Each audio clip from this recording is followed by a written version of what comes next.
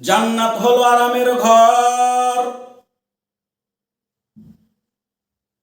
নবী করিম সাল্লাল্লাহু আলাইহি ওয়াসাল্লাম বলেন, আল্লাহ তাআলা বলেছেন হাদিসে কুদসি, আ'দাতু লিইবাদিস সালিহিন মা লা আইনুন রাআত ওয়ালা উযুনুন সামিআত ওয়ালা খাতার আলা কলবি বাশার।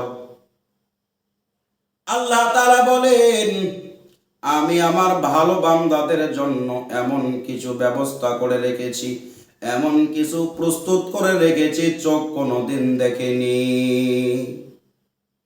পৃথিবীর জন্ম থেকে নিয়ে পৃথিবীর ধ্বংস পর্যন্ত চোখ দিয়ে মানুষ যা কিছু দেখেছে, যা কিছু দেখবে, এমন কিছু দেখেনি, এমন কিছু দেখতে পারবে না যেটা জান্নাতের মতো হতে পারে।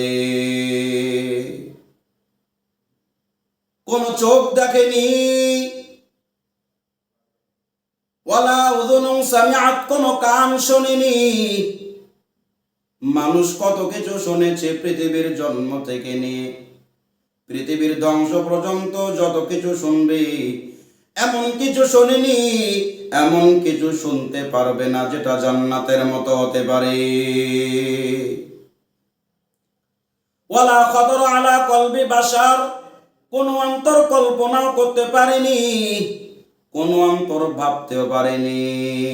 মানুষ কত কিছু পরিকল্পনা করে, কত কিছু ভাবে, এমন কিছু ভাবতে পারবে না যেটা জান্নাতের মতো হতে পারে।